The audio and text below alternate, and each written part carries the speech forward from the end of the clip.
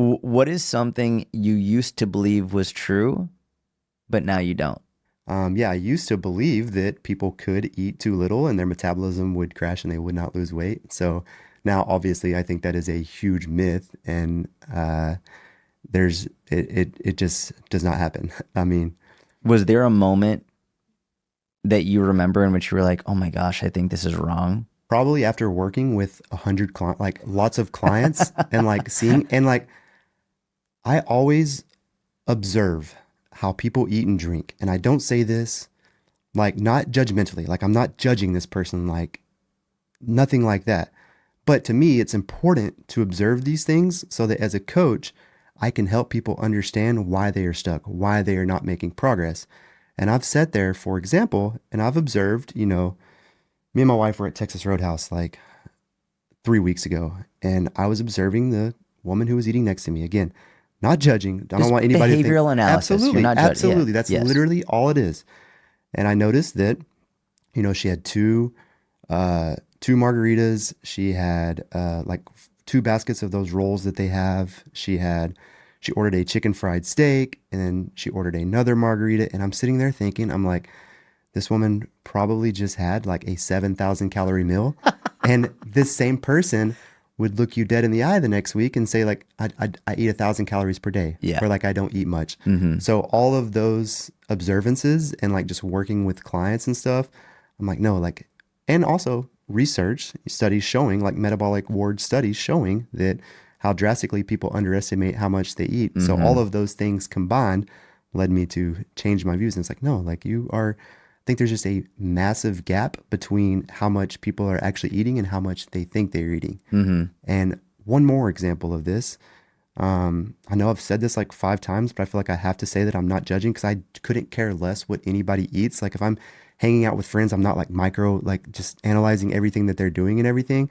But again, I'm just observance. So I'm with a family member, and this person is telling me like, yeah, I've been doing so great on my diet. Like I haven't had sugar in 2 weeks, and I eat maybe 1,000, 1,200 calories per day. And then we go to this party, and I'm sitting there watching her eat like cookie after cookie, like a Route 44, like cherry Coke, which is probably like 200 grams of sugar. So in my mind, I'm thinking like, what are you talking about? Like you just told me that you don't eat sugar and like you eat like 1,000 calories per day. And I just observed you eat like 4,000 calories in one sitting. Mm-hmm. So yeah, I think there's just a lack of awareness of how much people actually eat.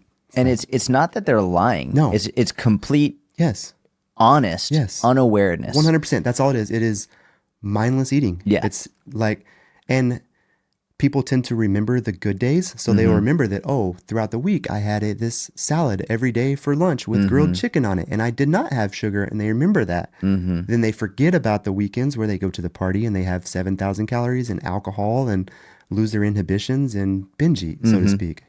To the we're gonna make it a hypothetical person Yeah. at Texas Roadhouse because Yes. we don't know if this person Yes. actually wants to lose weight. But let's just Yes. say you have a client Mm-hmm. who is this person. Mm-hmm. They say they want to lose weight, and they have this 7,000 calorie meal, Yeah. which by the way is not difficult to Not at do. all. Like it's really Like not in that that setting, challenging. like if you want to No. eat 7,000 calories, go to Texas Bro, Roadhouse. chips, Yes. guac, Or margaritas, yeah. chicken fried steak, gravy on top, Yeah. dessert. Like it's not It's hard. not near as hard as people think. Yeah, at all. Um, to your point, what you were saying is every other day throughout the week Mm-hmm. may have been Perfect. super, not even perfect, Yeah. but I would say super restrictive Mm-hmm. to the point where maybe every other day is 1,200 calories. Yeah. Maybe it is like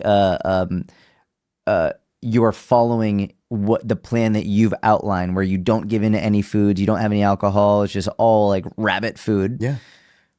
And then in your mind, you've deprived yourself all week. So you're like, okay, so I deserve I'm gonna to enjoy go and myself. eat this. And it's like, I only have one bad meal. It's like, Yeah. well, hold on. What the fuck is that Yeah. meal? And then what happens when you go home? Is that actually an extension of that meal? So now is it like 10, 12, 14,000 calories? It's Very common. It's super common. Yeah. And And it sucks that people don't realize how easy it is to do that. yeah. Yeah. But where you were getting at before I interrupted you maybe is that like, yeah, they did have that 1,200 calories every single day of the week, but that 7 or 8,000 or 10,000 calorie day, their weekly average is now 2,800 calories for the Yes. week. So Yeah. they need 2,000 calories per day to lose weight, or how many ever calories, you know, but they just had 2,800. And it sucks because they're actually working super hard. Yeah. Like six days, 6 days a week, they're working 90% of the super time. hard. Yeah. And that's also, I have a lot of empathy because that's also why it's so frustrating to people because they're being rigid, they're trying really hard, but it's those small things like that that are causing them. And that's why I observe people's behaviors and stuff, because it allows me to help clients, because I can bring that up and it's like, hey, I noticed you didn't track on Saturday. Can you walk me through what that day looked like, you know? And they will start walking you through it. And then they'll say like, oh, I had lunch out. I had dinner at this restaurant. I had X number of drinks. And I'm like, no, tell me more. Like, what sauces did you use? Like, really fill me in, you know? And they start going on and I'm like, okay, like, hey, it's not bad. I understand. Like, you want to just relax and you don't want to track every single day.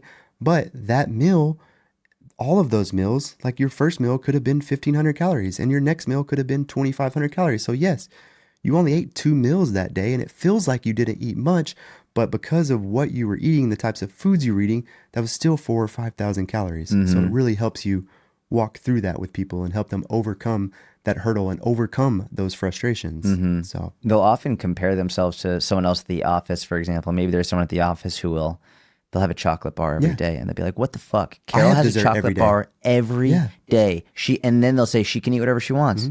Meanwhile, I restrict myself 6 days a week. I have one meal and I can't make progress. It's like you're comparing apples and oranges. Number one, you're only seeing what she's eating in that one instance, right? You're not seeing what else she's doing. You're not seeing that Carol's also getting her steps in every day. You're not seeing that she has the chocolate bar, but her total calories for the day and week are in line. Whereas you're over restricting to the point of you feel absolutely horrible and deprived. So then you binge at the end of the week and you actually undo all of the hard work you've done.